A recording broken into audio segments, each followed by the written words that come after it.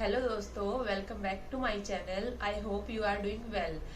आज की वीडियो का आपको टॉपिक पता चल ही गया होगा टाइटल पढ़ के। तो ये वीडियो के टॉपिक पे ही बात करते हैं एसबीआई सीबीओ नोटिफिकेशन कि मैम ये एसबीआई पीओ तो सुना था, एसबीआई सीबीओ क्या है?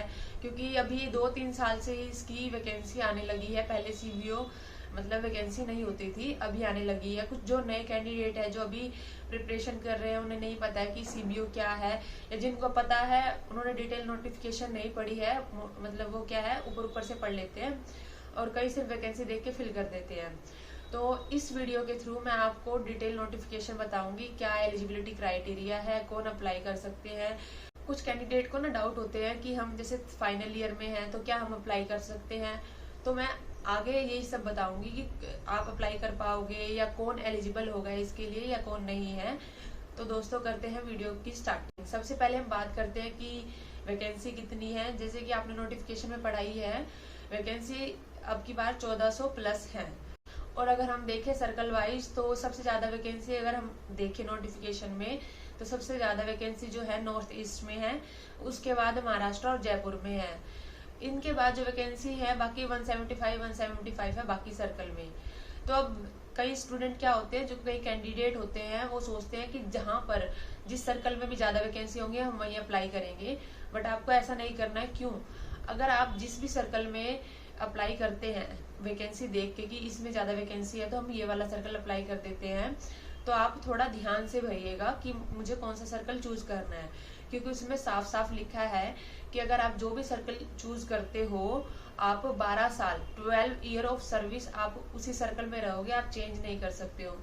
फॉर एग्जाम्पल जैसे कि आप नॉर्थ साइड से हो, आपने देखी वैकेंसी की महाराष्ट्र में ज्यादा वैकेंसी है तो चलो हम महाराष्ट्र से अप्लाई कर देते हैं।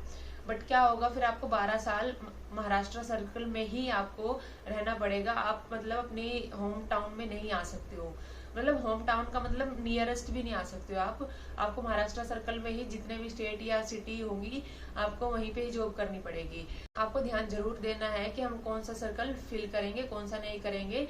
आज ही डेट आई है तो आप थोड़ा वेट कर लीजिए, मतलब 1-2 दिन का समय लो, टाइम लो कि सोचो कि हमें कौन से सर्कल से भरना है कौन से नहीं भरना है।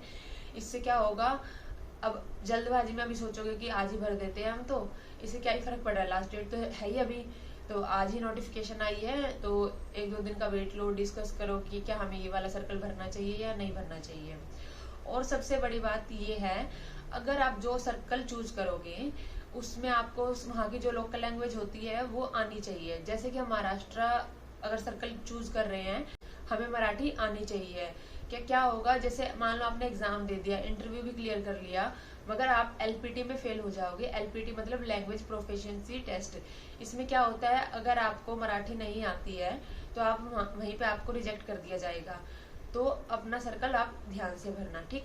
तो अब हम बात करते हैं क्या एलिजिबिलिटी है कि कौन फिल कर सकता है कौन नहीं कर सकता है। जैसे कि कोई एसबीआई क्लैरिकल है या कॉन्ट्रेक्चुअल बेसिस पर है तो वो फॉर्म फिल नहीं कर पाएगा, ठीक है।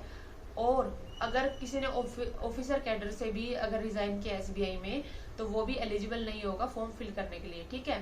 और उसके बाद हम अगर कैटेगरी वाइज बात करें तो जैसे कोई ऐसी कैटेगरी से है, ओबीसी से है या फिर ईडब्ल्यूएस से है, तो सबसे ज्यादा ध्यान रखने वाली बात ये है, जब भी आप फॉर्म अप्लाई कर रहे हो और ओबीसी का सर्टिफिकेट आप मेंशन करोगे या फिर एससी कैटेगरी का या फिर ईडब्ल्यूएस का, तो वो जो सर्टिफिकेट होगा वो आपका 1 अप्रैल 2022 के बाद का होना चाहिए, ठीक है।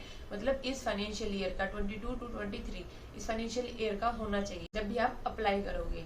अब हम बात करते हैं कि एजुकेशनल क्वालिफिकेशन क्या चाहिए। क्या अगर मैं आर्ट्स कर रही हूँ तो मैं अप्लाई कर सकती हूँ, या मैं इंजीनियरिंग कर रहा हूँ तो क्या अप्लाई कर सकता हूँ? तो कोई भी graduate in any discipline apply कर सकता है। आप अगर बीए भी कर रहे हैं, बीएससी कर रहे हैं, कुछ भी कर रहे हैं, आप अप्लाई कर सकते हैं। अब ये तो बात होगी एजुकेशनल क्वालिफिकेशन की। इसके बाद हम बात करेंगे जो इसके साथ ही एक मैंडेटरी रिक्वायरमेंट है, वो है 2 साल का एक्सपीरियंस। आपको 2 साल का एक्सपीरियंस होना चाहिए एज ए बैंकर, यानी अगर आप किसी भी प्राइवेट बैंक में हैं या फिर किसी रूरल बैंक में हैं, आपको उसमें 2 साल का एक्सपीरियंस होना चाहिए एज ऑन 30 सितंबर 2022।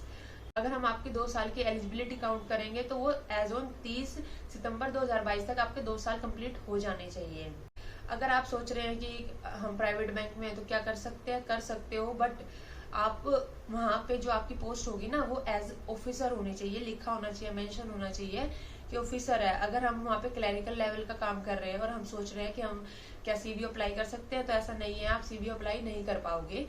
तो इस चीज का आपको ध्यान रखना है, वरना बाद में रिजेक्शन मिल सकता है आपको इस वजह से, ठीक है।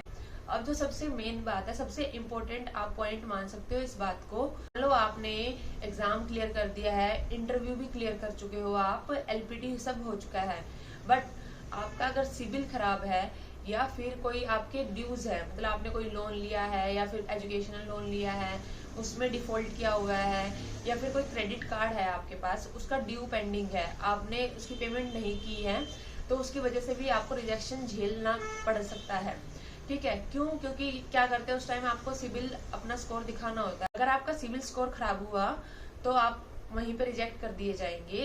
अगर आपने इतनी मेहनत की है, आप यहाँ तक पहुंचे हो, तो आप कोशिश करना कि आपका सिविल ठीक हो। अगर आपका सिविल कुछ खराब है या आपके ड्यूज पेंडिंग है, उसे आप क्लियर कर देना, ताकि क्या होगा, आपका जब लास्ट में जो डॉक्यूमेंट वेरिफिकेशन होता है ना, उस टाइम पे आपको रिजेक्शन ना झेलना पड़े। क्योंकि लास्ट ईयर यही हुआ था कि मोस्टली बच्चों का सिर्फ और सिर्फ सिविल की वजह से वो रिजेक्ट हुए थे, ठीक है।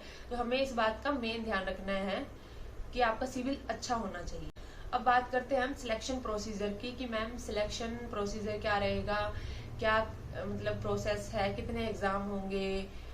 तो पहले अगर हम बात करें तो ऑब्जेक्टिव टेस्ट होगा, यानी आपका 120 मार्क्स का एक टेस्ट होगा, ठीक है। ये नॉर्मल बैंक एग्जाम की तरह बिल्कुल नहीं है कि जिसमें मैथ आएगी या रीजनिंग आएगी या करंट अफेयर, ऐसा कुछ भी नहीं है। ये एक अलग इसका पैटर्न है। तो मैं आपसे पैटर्न डिस्कस कर रही हूँ। तो इसमें 4 सब्जेक्ट हैं, जैसे कि आपने नोटिफिकेशन में देख भी लिया होगा। इंग्लिश है एक, तो सेकंड है कंप्यूटर, और थर्ड है जीए भी बोल सकते हैं उसे, बैंकिंग इकोनॉमी भी बोल सकते हैं, और एक बैंकिंग का अलग से भी है, ठीक है।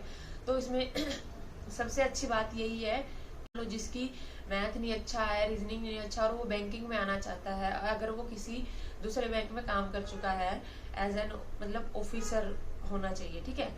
और सबसे बेस्ट क्या है कि इसमें नेगेटिव मार्किंग नहीं है। जी हाँ, आपने सही सुना है, इसमें नेगेटिव मार्किंग बिल्कुल नहीं है। तो आपके लिए खुशी वाली बात है कि हम नेगेटिव की वजह से भी कई बार सिलेक्शन रुक जाता है, इसमें नेगेटिव मार्किंग नहीं है। और इसमें सेक्शनल कट ऑफ भी नहीं है, आपको ऑल ओवर ही क्लियर करना होगा एग्जाम के सबमिट होते ही डिस्क्रिप्टिव आ जाएगा। जैसे कि आपने एग्जाम और भी दिए होंगे तो डिस्क्रिप्टिव आ जाएगा आपका डिस्क्रिप्टिव देना है। और उसके बाद आपका क्या होगा, एग्जाम हो गया है, आपका डिस्क्रिप्टिव होगा, उसके बाद जब कट ऑफ होगी, डिस्क्रिप्टिव प्लस जो आपने टेस्ट दिया उसको मिला के एक कट ऑफ होगी, फिर आपको इंटरव्यू के लिए बुलाया जाएगा। इंटरव्यू का जैसे आपको बताइए 50 मार्क्स का रहता है इसमें। तो उसके बाद क्या होगा, जब टेस्ट का जो मार्क्स होंगे प्लस जो इंटरव्यू के मार्क्स होंगे, उसी से आपकी टोटल की कट ऑफ बनेगी, उसी से ही आपका सिलेक्शन होगा।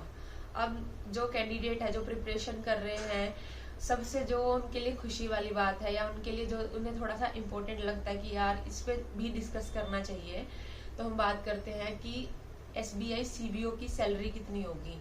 अगर हम सैलरी का देखें ना, तो SBI PO और SBI CBO की सैलरी जो है ना लगभग सेम है। या फिर अगर उनके अलाउंसेस देखें या फिर जो भी फैसिलिटी मिलती है, जो SBI PO को मिलती है ना, वही SBI CBO को भी मिलेगी फैसिलिटी, ठीक है। बट इसमें थोड़ा सा जो माइनर डिफरेंस रहेगा ना, वो रहेगा SBI CBO को 2 इंक्रीमेंट एक्स्ट्रा मिलते हैं। क्यों? क्योंकि उन्होंने 2 साल किसी बैंक में जॉब की होती है, तो उन्हें 2 साल के एक्सपीरियंस के 2 इंक्रीमेंट मिले होते हैं, ठीक है। बाकी सब फैसिलिटीज, अलाउंसेज, पर्क्स सब SBI PO की तरह ही होंगी। अगर हम सैलरी की बात करें ना, तो लगभग 57 to 60 के उनको ग्रोस पे मिल जाएगी। अब मैंने इस वीडियो में आपको पूरी डिटेल नोटिफिकेशन बता दी है, क्या आप मतलब ध्यान दें। सबसे इम्पोर्टेंट जो बात बताई थी मैंने, वो सिविल वाली है, वो आपको ध्यान रखनी है। अगर आपका थोड़ा बहुत खराब भी है ना, तो उसे अभी आप ठीक कर सकते हैं, मतलब जो ड्यूज है पेंडिंग वो पे कर सकते हैं, ताकि आपका सिविल ठीक हो जाए। तो मैंने आपको डिटेल में सब बता दिया है। अगर आपकी फिर भी कोई क्वेरी है तो आप कमेंट में पूछ सकते हैं। तो दोस्तों, आई होप आपको ये वीडियो अच्छी लगी होगी। अगर आपको ये वीडियो अच्छी लगी है तो please like this video and subscribe my channel. मिलते हैं अगली वीडियो में, तब तक के लिए बाय बाय दोस्तों।